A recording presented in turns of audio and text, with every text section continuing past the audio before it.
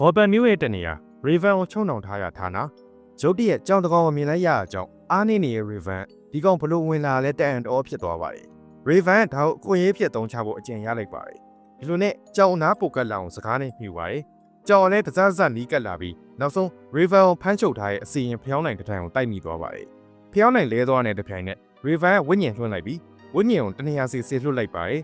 Raven ရဲ့ခန္ဓာကိုယ်အနားမှာတော့ Clarion နဲ့ John Constantine တို့ရှိနေပြီး John ကသူလစ်သွားပြီလားမေးပါတယ် Clarion က Raven ရဲ့ဝိညာဉ်ခန္ဓာကိုယ်ကထွက်ခွာသွားပြီဖြစ်ကြောင်းအတည်ပြုပေးလိုက်ပါတယ် John ကကောင်းပြီသူ Superman စီတန်းသွားမှာပဲငါတို့ရေသူခန္ဓာကိုယ်အချုံနှောင်မလို့စေပဲအမြန်ရှို့ရမယ်လို့ပြောပါတယ် Clarion ကငါတို့သူ့ဝိညာဉ်ကိုလွှတ်ပေးလိုက်တာမှန်ရဲ့လားလို့မေးတဲ့အခါ John ကငါလည်းမသိကြဘူးဒါပေမဲ့ထောင်ချောက်တစ်ခုကိုဆင်ခြင်ငစားပါမရမှာလို့ဆိုပါတယ်ဒီလိုနဲ့နှစ်ယောက်သား Raven ခန္ဓာကိုယ်ဝိုင်းမလိုက်ကြပါတယ် Clarion ကဗမန်ဒီစီဇန်ကိုလက်ခံတာအံ့ဩစရာပဲလို့ပြောပြီး John ကဒီစီဇန်ကိုဗမန်သိရလို့ထင်နေရလားမေးပါတယ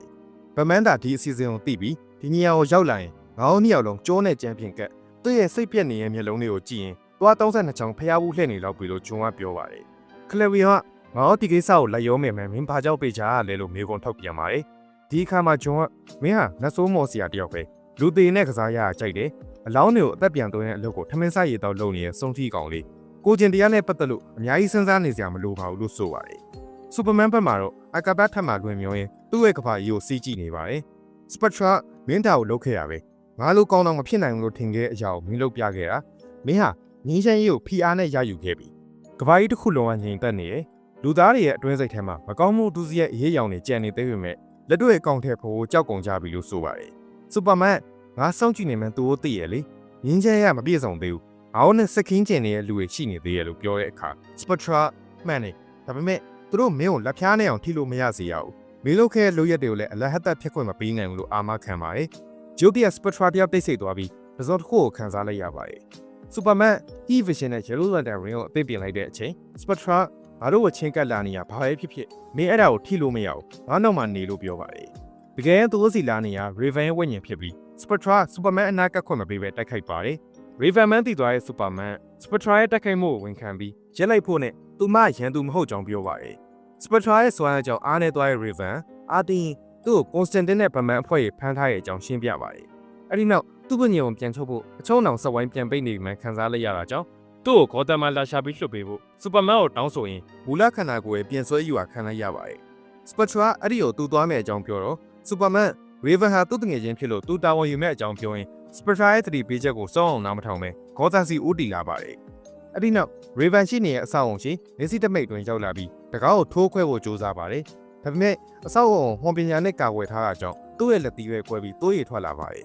ဒါကြောင့် Superman အပေါ်ကိုပြန်တက်ပြီး Yellow Lantern Power နဲ့ပလျာတစ်စုံဖန်ဆင်းပြီးအဆောက်အုံရဲ့အမိုးကိုလှန်ပစ်လိုက်ပါတယ်အဲ့ဒီနောက်အထဲကိုဝင်လာပါတယ် Raven အားနဲ့နေပေမဲ့ Superman ရောက်လာကြောင်းဝမ်းသာနေပြီးအချုံအောင်တင်ကေတိုက်ရင်နဲ့ဖျောင်းနိုင်မီးကိုဖျက်ဆီးလိုက်ဖို့ပြောပါတယ် Superman Raven ကိုမျက်လုံးမိတ်ခိုင်းရင်လက်ခုပ်တစ်ချက်နဲ့အရာရာကိုလွတ်ထွက်သွားအောင်လုပ်လိုက်ပါတယ်ဒီတော့မှအချုံနောင်ကလွတ်သွားတဲ့ Raven မတက်ထားရပြီးဂျန်တိုရဲ့အနီးတွဲမှာရှိနေနိုင်လို့သတိထားဖို့ပြောပါတယ်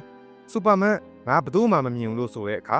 ဟော်ပညာရင်နဲ့တွေ့ရင် X-ray vision ရအောင်အသုံးဝင်ကြောင်းကိုယ့်ရဲ့အာရုံ၅ပါးတောင်ကိုယ့်ကိုအယူပြန်လို့တာခံရနိုင်ကြောင်းပြောပါတယ် Superman နင်တခုခုကိုခံစားရလို့လားမေးရဲ့အခါ Raven တစုံတစ်ယောက်ဖြစ်အသွင်ပြောင်းသွားပြီးသိခံစားရတာပေါ့မြင်းဝိကျင်တွေကလူသက်ချင်စိတ်ကိုခံစားရတယ်လို့ဆိုပါတယ်တစ်ချိန်တည်းမှာပဲ Superman ကိုဝက်ဆိုင်နဲ့ရစ်ပတ်လိုက်ပါတယ် Superman တယောက်ဟော်ပညာပါနေရဲ့ဝက်စာတွေနဲ့လွတ်အောင်မယုံနိုင်ပဲရေပြင်ပေါ်လဲသွားပါတယ် John Constantine ကတနေရာထွက်လာပြီး Superman မင်း Blackman ကိုသိမှာပါသူ့တငယ်ချင်းတွေအောင်သူ့ကို Rory လို့ခေါ်ကြတယ်မင်းကတော့အဲ့လိုခေါ်ခွင့်မရှိဘူးလို့ဆိုရင်ဆက်လက်လေးကိုဆွဲထုတ်လိုက်ပါတယ်ဆက်ပြီးဆက်လက်ကိုမီးညှင်မင်းရဲ့မျက်နှာတဝိုက်နဲ့တခြားခန္ဓာကိုယ်အစိတ်ပိုင်းတွေမှာရစ်ပတ်နေရ Rory ရဲ့ဝတ်စုံပဲအဲ့ဒီဝတ်စုံထဲမှာပျက်စီးနေတဲ့ဝိညာဉ်တွေယာနဲ့ချီပြီးပိတ်မိနေရသူတို့ကမင်းကဘာလို့ဆွဲဆောင်နေလဲသိလားမင်းရဲ့ခန္ဓာကိုယ်တစ်ခုလုံးကနေဝိညာဉ်တစ်ခုလုံးဆွဲယူခံနေရသလိုဘာလို့ခံစားနေရမှန်းကိုသိလားဘာလို့ဆိုမင်းကိုမင်းဘလို့ရေးစင်ကြေးပေးပေးမင်းကစစ်မှန်တဲ့လူဆိုးလူရုံးမာတဲ့ကောင်ဖြစ်နေပြီမလို့ပဲမင်းဘေးကကဖားရဖားကောင်တွေဘလောက်ပဲပြုံးပြီးခေါင်းတင်းတင်းလုံနေပါစေမင်းကအသိစိတ်မဲ့သွားပြီမင်းကမင်းရဲ့ပြစ်တွေအတွက်ပေးဆက်လို့မပြီးမချင်းတခြားဝိညာဉ်တွေအတူ Blackman ဝတ်စုံတွေကဝတ်စားတစားပဲဖြစ်သွားတော့မှာမင်းကဂျူကြီးတချို့လုံးပါတတ်ခဲ့လူတက်ကောင်ဆိုတော့ကျေလောင်ကျွန်းသားရဲ့အချိန်တိအောင်ပြန်လွတ်လာမှာမဟုတ်ဘူးလို့ဆိုပါတယ်အဲ့ဒီနောက်ကျွန်က Blackman ဘက်လှည့်ရင်ဒါကအချိန်ဘယ်တော့ကြာမှာလဲငါမှပြောစရာစကားကုန်နေပြီဘူးလို့ဆို तू ကအော်ဟေပြီးပျောက်ကွယ်သွားအောင်မှမလားလို့မေးပါတယ်ဘိုးစားတွေက Superman ရဲ့တကိုယ်လုံးကိုရစ်ပတ်လိုက်ပြီးဖြစ်ပေမဲ့ဂျိုတီရဲ့ Superman ရဲ့မျက်လုံးအစုံကနေအနီရောင်နေလင်းလာပြီး Evision အတန်းလိုက်ကြီးထွက်လာပါတယ် Redman သူကတန်မာလုံးနဲ့လို့ပြောတဲ့အခါဂျွန်ကသူကပြော့ညံ့တယ်သူကလူသက်သမားတယောက်အမိုက်တိုက်ကောင်တကောင်သူနဲ့တန်တဲ့နေရာကိုသွားရမှာလို့ပြောပါတယ်စူပါမန်အားနေနေပေမဲ့ရှိရဲ့အားကိုညှစ်ထုတ်ရင်စပတ်ဖာလို့ခေါ်လိုက်ပါတယ်ဂျွန်ကသူ့မို့အသေးအံလိုက်ရှာနေလို့တယ်ဒါပေမဲ့ငါတို့ဒီနေရာကိုအသေးချဖွက်ထားတာမင်းတော့ငါတို့မြင်စေချင်လို့သာမြင်ခဲ့ရပဲမင်းတို့မှရှိလဲဘယ်သူမှမသိနိုင်ဘူးအကြခင်မင်းပြက်ွယ်သွားရအောင်မလို့စလိတ်တစ်ခွာရှက်ရင်ပြောပါတယ်စပတ်ဖာ hologistic ကိုရောက်လာပြီးစူပါမန်ပြောင်းနေတဲ့အကြောင်းအားလုံးပြောပါတယ်ဟာကစူပါမန် communication link ကနေတဆင့်ဒီနေရာကိုရှာကြည့်ဖို့ let's ကိုပြောပြီး let's ကစူပါမန်ဟာ communication link ကိုမဖွင့်ရသေးရကြောင်းအစတော်ရောဒီနေရာပါမရနိုင်ကြောင်းပြောပါတယ်တစ်ဖက်မှာတော့ခုခံနေရဲ့ဂျာကနေ Redman ဝတ်ဆောင်ကစူပါမန်ကိုတဖြည်းဖြည်းဝါမျိုးနေပါတယ်ဂျွန်ကရိုးသားဝင်ခံရရင်ငါတော့အလုပ်ဖြစ်မယ်မထင်ခဲ့ဘူးမထင်မှထားရည်ဖြစ်လာရင်ခွေးမဖြစ်အောင်အရေးပေါ်ပလန်နေအောင်လုပ်ခဲ့ရသေးတယ်ဒီလောက်လွယ်မယ်လို့မထင်ခဲ့ရလို့ဆိုပါတယ်စူပါမန်သူ့ရဲ့နောက်ဆုံးအင်အားနဲ့တစုံတစ်ခုကိုပြောဖို့ကြိုးစားပါတယ်မင်းဖြစ်စီခဲ့တဲ့ကဘာကြီးအတွက်အဲ့ဒီစကားကိုနောက်ဆုံးအနေနဲ့ခြံခဲ့ချင်တာလားလို့ဂျွန်ကမေးပြီးစူပါမန်ရဲ့လက်ကိုတနေရာစီထိုင်အတန်ထွက်ဖို့ကြိုးစားနေပါတယ်ဂျွန်ကစူပါမန်ဘာလုပ်နေမှသိရအောင်အသေးချာငုံကြည့်လိုက်တဲ့အခါမှာတော့စူပါမန်နားရဲမှာပါရဲ့ communicator ကိုဖွင့်လိုက်ပြီးချစ်စမ်းလို့အကျေကြီးအော်ခေါ်လိုက်ပါတယ် communicator ဖွင့်လာတဲ့ဒီကြိုင်နဲ့ Justilia စူပါမန်တီနီယာကိုတွေ့သွားပြီး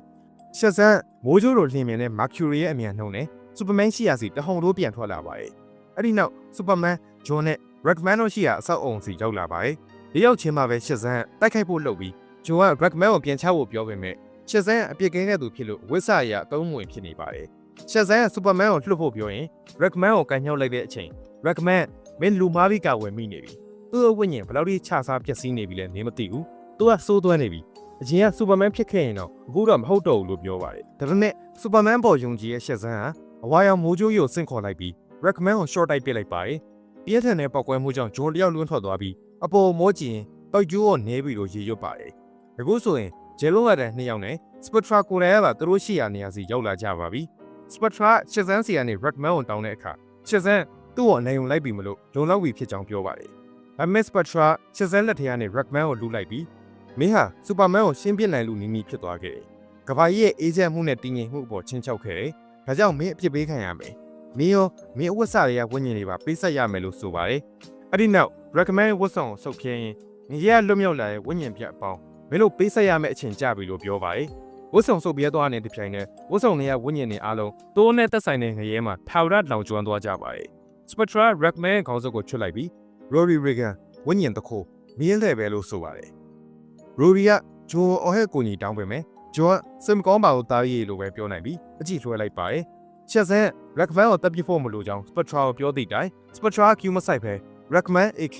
Rory Regan ခန္ဓာကိုအဝတ်စားတစားလို့အပိုင်းပိုင်းဆုပ်ဖြဲလိုက်ပါတယ်။ဂျိုယုံကြည်မိရကြောင်း recommend တယောက်ပေးဆုံးခဲ့ရပြန်ပြီးဂျိုအနေနဲ့လည်းဘာမှမတက်နိုင်တဲ့အခြေအနေကိုရောက်ခဲ့ရပြန်ပါတယ်။တချင်င်းမှာပဲ Superman ရဲ့လွတ်မြောက်လာပြီးလဲနေရတဲ့ကိုယုံထိုင် Constantine မင်းသိရမယ့်အလှည့်ပဲခွေးတောင်စားလေးရလို့ဒေါသတကြီးရေရွတ်ပါတယ်။